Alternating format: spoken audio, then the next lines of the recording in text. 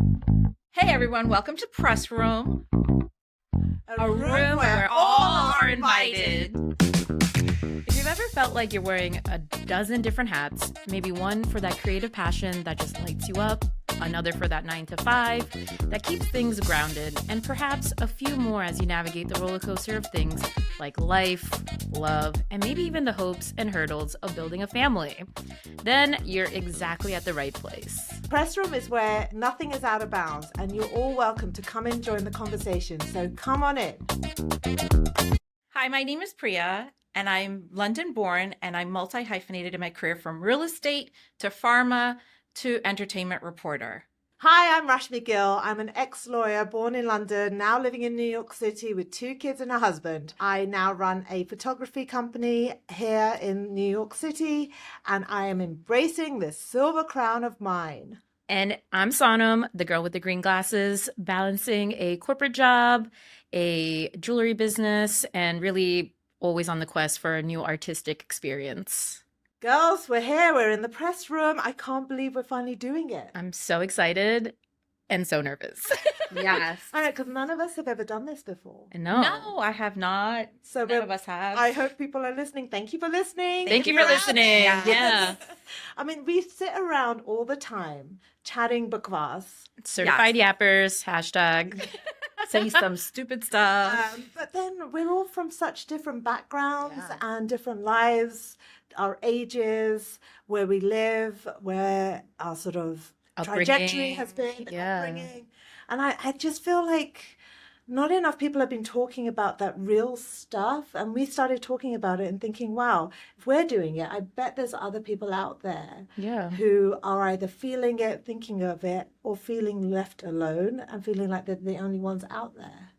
I feel like it's also about perspective too, right? Like I think we've all said the same thing, but in different ways. And there's been so many times that the both of you were like, I didn't think of it that way whenever I would say certain things. And then I would say the same with the both of you as well. And Yeah, so wise one, sort of. Yes. Her perspective just puts you in the aha moment or like, oh, wow. And it's just refreshing, to be honest with you. yeah, I love that. I mean, honestly, the reason for a press room is what we're talking about today for the next few episodes this is what we would talk about when we're grabbing a coffee or getting lunch. Like we just kept forgetting to record ourselves. So here we are. And you could see us laugh a lot, and that's how it is with us in person. Yeah. Anytime we're together, it's always about all the laughs. And it actually gives us a different bond than other, it's just great to have that bond with each other. Yeah. Especially because we're all different ages Yes. as well. And you're the youngest of us all. I'm the youngest. Yeah. I just turned 49. Vale, vale. And I'm embracing this whole new age that I have. And traditionally it's been seen as oh my God, you're going to be 50, you're going to be old. I'm like, Yeah. bring it. Let's do this. Well, you know what? We've said in the past, 40 is the new 20. I think the 50s are the new 20s or 30s, whatever. Yeah, but I think we have a different mindset than before, you know? Age is just a number, and I think we're addressing it in a different way. I agree. And then having said that, we must say that anybody, like we said, this is a press room. It's open for all. If you want to come and join us and have a conversation about anything, DM us on our Instagram. Let us know what you fancy talking about. This room is open for all, as we say. We want to have open, honest conversations about anything. It could be fun. It could be serious. It doesn't matter. Nothing is off the table. Yeah. So I guess let's give them a little glimpse of what our next few episodes are going to be about, right? Like, what are we going to be talking about? And we did have to write all of this out because most likely we have ADHD talking about 50 different topics at once. Yes. So this time, for your hearing pleasure, we have separated out the topics. So we're going to be talking about things like fertility. We're going to be talking about all of our creative journeys, our full-time positions, balancing a full-time job and also full-time business, making a business full-time. Changing things at a very late age. Yeah. Showing that nothing is impossible. You can do anything at any time. Also choices, the things that we were told as, at least when I was younger, that we had to have a certain trajectory, how that doesn't have to be your trajectory. You can change that at any time. Anytime. I feel like I'm a real good example of that, because I changed careers at such a late age, but I also developed the business at a later age. Yeah, not only that, with our community that we're from, we're taught to, like you said, that trajectory. And sometimes we're afraid to do that, to change that course. But what I'm finding now in our spaces, in our community, in general, in life, I'm finding that everyone's doing everything that they can with their passion and just do it. Yeah. And it's such an amazing thing to see, because it's fulfilling everyone's soul. Right. And I think it's beautiful. Yeah. That's another thing that you brought up. One of the things that we all try and do is also support each other. Correct. We're all about collaboration versus competition. So again, we support each other, but we also support other people out there, small businesses, independent businesses. I mean, we wear it, we talk about them, and we're definitely in a place where we want to make sure that you feel seen. So if you're a brand out there, we're not asking for money, none of that. We just genuinely want to be a place where you can feel that you can share what you're doing, and we can support you in that. No matter how big or small of a brand you are, I think that's a big emphasis, because starting out, I mean, I'm a small business, and you're in like this constant mode of like, you need to compete, because that's what we were taught, you know, within our culture and just society in itself. But it's not about how big you are. It's about who you network with, like who's in your corner. I mean, with these two girls, they're wearing my stuff today. Yes. And it doesn't matter how big or small you are. Like, as long as you're doing what you're doing with passion, you will move forward, and you will also grow and get bigger and be successful. Well, do you want to talk about your journey then? Yeah. So, wow. I started off wanting to be an artist. I was always told not to be an artist because you'll never make money off of it. So then I thought, maybe I'll go into architecture. And then I realized I don't know how to read a ruler. I didn't know you wanted to till go this to day. architecture. Oh, wow. Well, I mean, it's still artsy, right? Like, I would have to creative jam out. in a It's sense, creative. yeah. Interesting. Yeah, I don't really talk about it that much because it was just like a little blip, right? It's a fleeting thought for 2 seconds. Yeah. Well, it was fleeting in middle school, and then I had to build something, and I'm like, where is the 1/8 on the ruler? I don't know. So that went away very quickly. And then, you know, I mean, I've always been artistic. Like, I was always doing crafts, getting like, you know, going to Michael's and getting the little craft boxes. In middle school, high school, I was always in art programs. In college is when I actually started Snow's Design. So 2013 is when I started off Snow's Design. So we've been around for a while.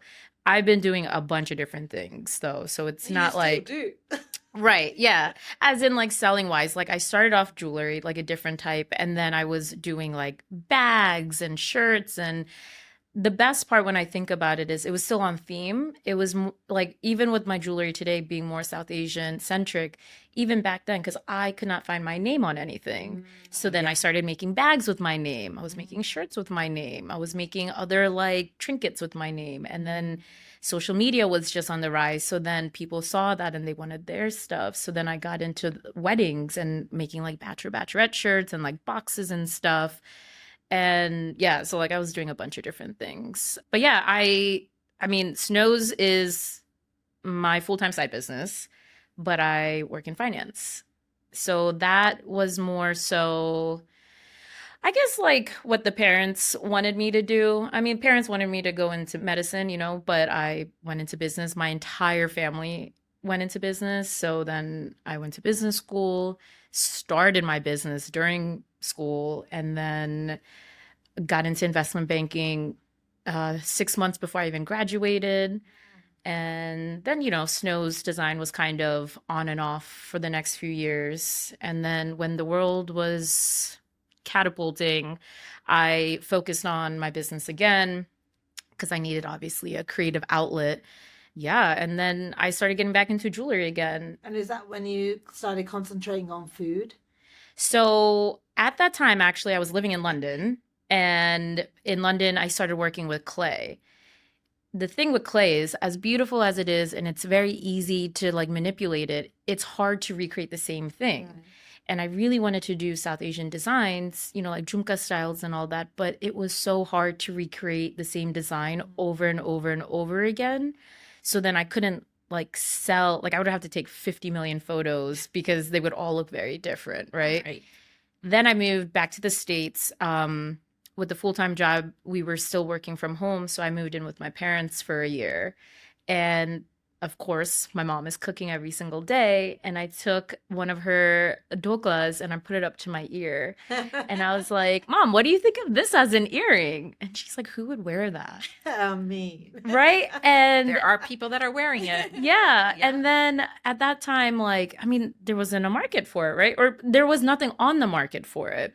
Yeah. So I always saw like pizza earrings and hot dog earrings, sushi earrings, but there was never any like desi food. Again. It's yeah. not out there. Yeah, it's not out there. Yeah. And I created the dokla. So dokla and jalebi were my first two pieces. Oh, I didn't know the dokla was the first one. The dokla was the first one. And I remember because it took me 6 weeks to design it because I did not want it to look like SpongeBob SquarePants. Oh, like, I never thought of that. Yeah. I never thought of that.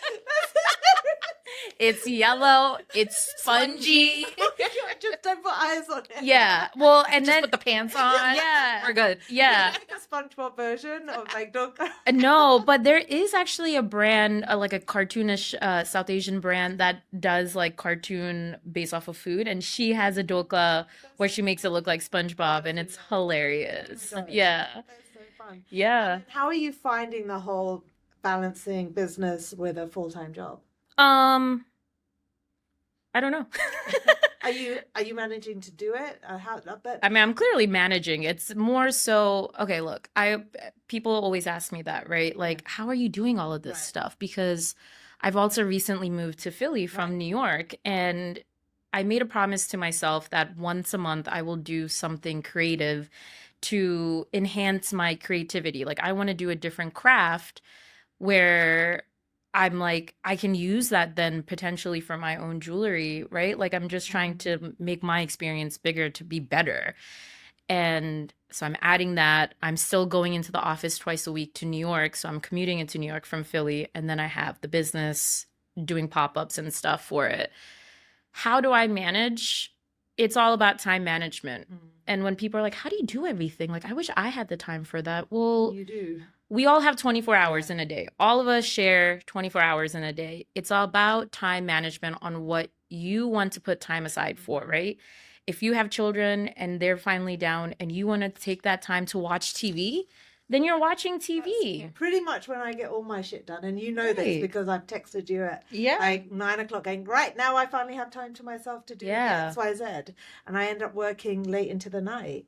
And again, like you say, you have 24 hours in the day and you forget when I was single, let alone had kids, how much time I actually had. And I realized how much I wasted doing pretty much nothing. And now I'm using every moment. But I will say, as a side point, self-care for me and taking time off to do nothing or just something for myself is just equally as important. Yeah. But I just want to touch on one thing because I think a lot of people think you're doing this business and they see all the fun stuff, but there's a lot that people don't see behind the scenes 100%. In terms of the work. I mean, for example, with you, how much you actually cut out, how much you actually physically hand paint, the fact that you put each of these beads on separately. Yeah.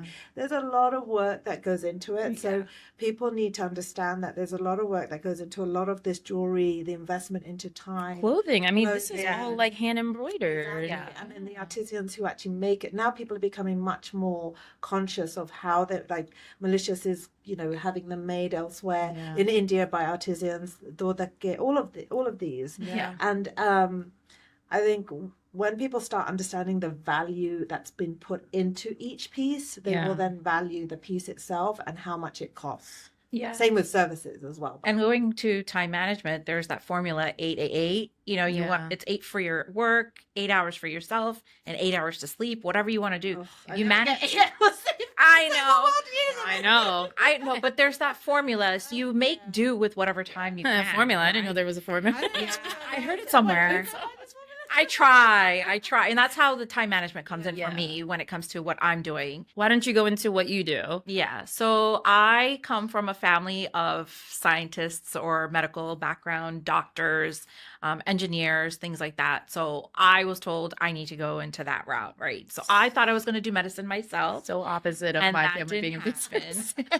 That didn't happen for me. So I was just like, okay, but I did pharma. And in the meantime, when I look at my life, I started doing a lot of fashion shows and modeling at a very young age in high school. Wow, I didn't know that. Yeah. So I always loved being on stage in a sense. And I think I get it from my mother because she was also on stage when she was in India. She loved to do the little plays and things like that. And you know what? I moved around a lot in the States. I came from London when I was 3 months old. I came to Queens, from Queens to Mississippi to Massachusetts, and then to Jersey, right? Jersey. To Jersey. But what was my one thing that allowed me to escape everything was TV. And anything entertainment involved. So my mind would just go there and I was like, I wish I could be on stage. I wish I could do this. I always just loved that glitz and glam. So I decided to do it in a way where I'd be on stage at high school. And then I went into doing modeling for the local bridal shows. And then I did pageantry as well. So I did 2 pageants when I was in college. And then the other one was a college-based pageant. And the other one was Miss India, New Jersey, the first one. Yeah. Well, why do we not know this about you?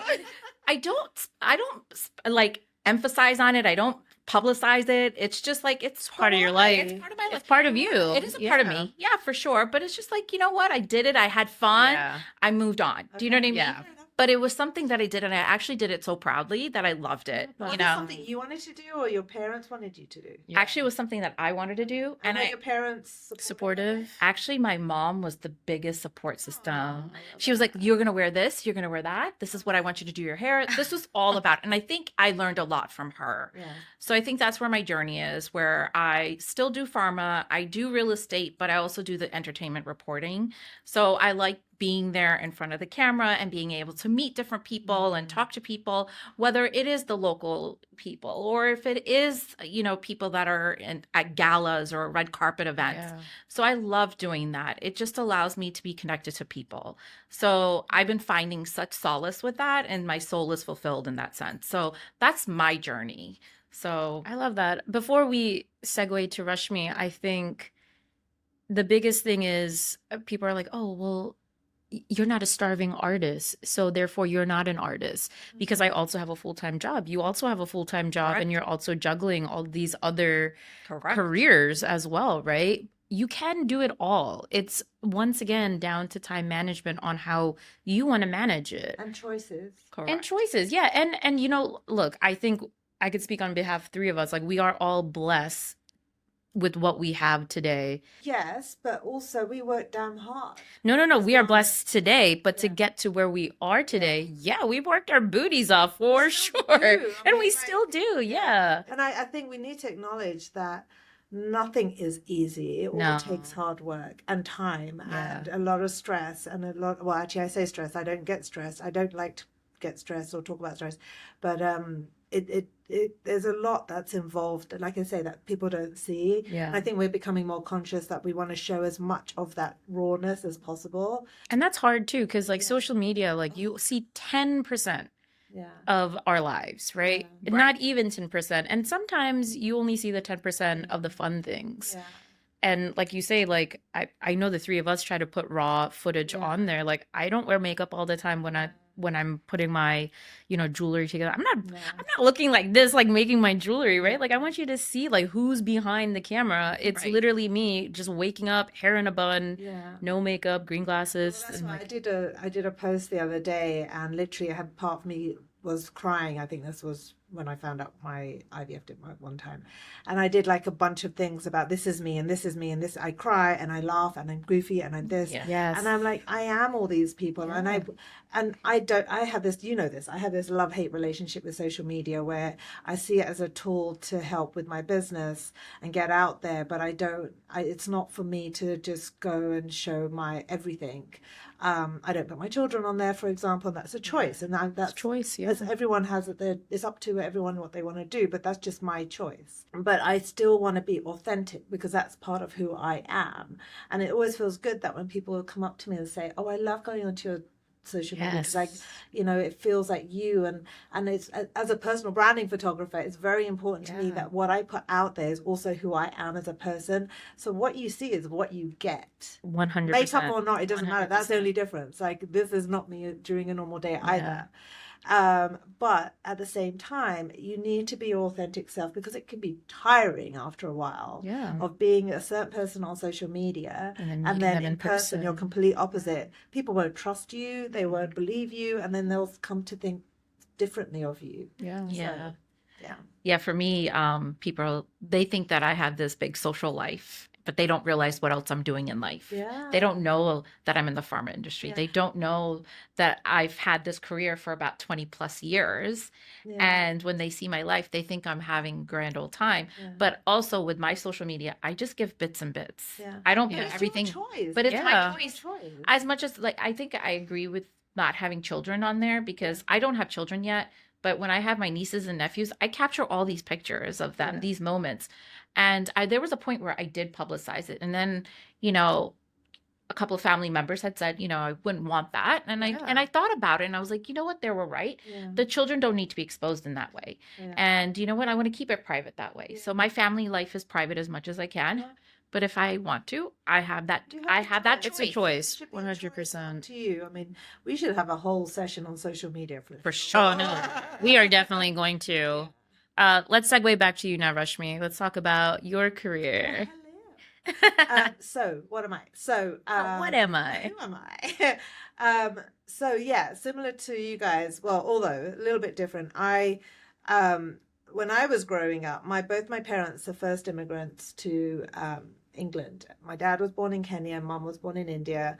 My dad went over to India, had a typical arranged marriage, didn't even see each other until the wedding day. Then they came over back to Kenya, and then they came to London. And it's myself and two brothers. And when I was growing up, you had to be a professional. So that meant lawyer, doctor, dentist, engineer, maybe pharmacist. But that's about it. And I watched probably too much LA Law, Ally McBeal. I don't know if you're old enough to remember that. I love my Law and Order. I mean, I don't even remember. I know Law and Order. LA Law was a thing. And so I had these kind of big dreams of becoming this lawyer. So that's the track I took. I didn't even think about the creative side. And what were you practicing? So I was practicing immigration and family law. Oh, wow. And similar to you, before I even graduated, I was working as a lawyer because I was paralegaling, not as a qualified lawyer, but then I did the whole track of becoming in England a solicitor because I wanted to help people, which is why I went into law as well. But on the side, I was always creative, but I just didn't have that push to do it because, you need to make money, you need to stand on your own 2 feet. But listen, I get it. My parents, they worked so damn hard. They worked 2 or 3 jobs. My dad was studying and doing his master's at the same time. My mum came to India and she had a degree in India. So when she came to England, she became a teacher for special needs students. And my dad was in social services, and they worked really hard, and they wanted to see us not struggle as hard. And at that time, that meant getting a good job, which meant all of those professional jobs. So I totally get it. They were doing what they thought was right, which was at that time right. Being an artist, people wouldn't have taken me seriously, which is a whole different story. But they didn't see that as a place of getting money. They just knew that they wanted me to stand on my own 2 feet financially. And even if I got married, I was able to stand on my own 2 feet financially. And that's all I remember doing. So I did that. And but on the side, I was the one who always carried the camera. And my brothers were also in the arts, like music or actual artwork. Both of them are incredible. My parents, ironically, are very creative too. My dad's paintings are all over the house. My mum's artwork is all over the house. So it's interesting. I found that really interesting that we all have this creative spark, but none of us really followed it. My brother did DJing for a little while, but it was on the side at uni. Are any of them doing anything right now with their creativity? Well, both my parents are retired now. But no, Like neither even of on the them side. do. But like my brother still loves his music. My other brother still loves doing art, but nothing seriously. I'm the only one who actually branched out. Yeah. And when I started the business in England, it was with someone initially. We then went our separate ways. And then it was interesting. I always say New York made me who I am right now. Like New York, I love London, guys. I love London. I love you.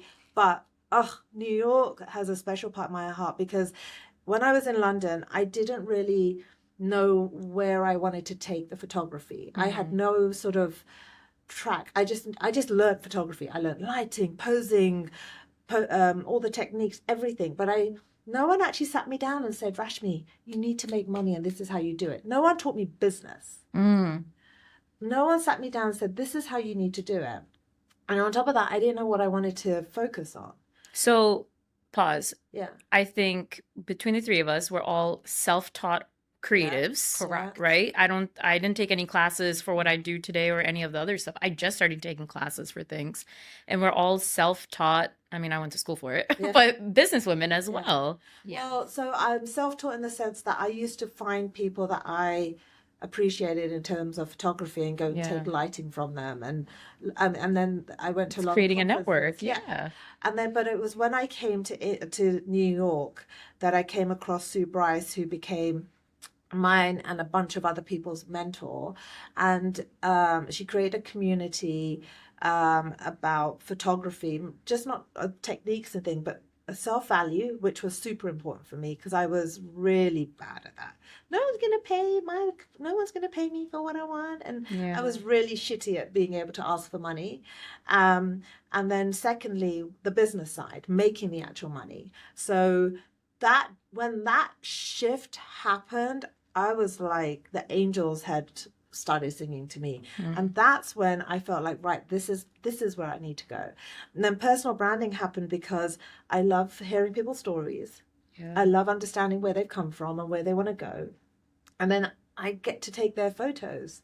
So my photos are all around who you are as a brand, individual, company, whatever it might be. Everybody is a brand. It doesn't matter what anyone says, even if you don't have a business. You are your brand.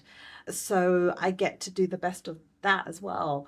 And now I feel like I'm like, honestly, when I say hitting my last years of 40 has been the most powerful part of me, I can't explain it other than say I feel the most powerful I've ever felt in this 49th year. Love it. Going into my 50th. And I am so excited about becoming 50. I'm going to do 50 things before I'm 50. Yes. So if you have any exciting ideas, tell me, because I have this big long list that my daughter made. I saw that. I saw it and I was like, that is so cute. She made a big long list, numbers and like lines to say, fill it all in with this beautiful note at the bottom. So, I have a bunch of things, but if you want to do something with me or go somewhere or do like whatever, it's all about experiences. Well, I think you wanted to help people. You wanted to be there for people. Yeah. When you look at your journey, you said you wanted to help people. Yeah. So you're translating people with your photography. I didn't even think of that. You're telling their stories. 100%. You're helping them. Priya. You are helping their souls in that sense. So you're helping. Thanks. Oh, you definitely, It all comes back around. Yes. It all comes back around. Yeah, I mean, I think with this episode, it was just mostly who we are, what we're trying to achieve here, but really it's not even about, I don't think it's about achieving. It's like, again, it's about having conversations, and this is obviously just an introduction to who we are a little bit. But like I said, each of our stories are same but different. Yeah. And we come at it from different points of view. And I think, our attitudes and mindsets have changed over the years as well. And it's going to continue to change. Right. This isn't who we are, what we are today. We won't be the same person tomorrow. Maybe. So we're always evolving as well. Always evolving. Yes. It's always good to evolve. Yes. All right. Well, Until next time. next month, next tomorrow. We have no idea. Until we figure this out. But we'll get there. Come help us figure this out. Ladies, I love you. I love you too. So happy we're doing this.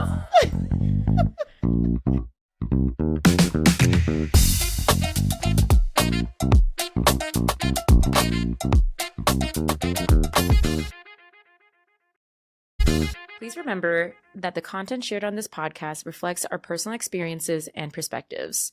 We are not providing professional advice in any field, including but not limited to creative pursuits, career guidance, or fertility matters. Our aim is simply to share our stories and connect with others who may be navigating similar journeys. Always seek guidance from qualified professionals for specific advice tailored to your individual circumstances.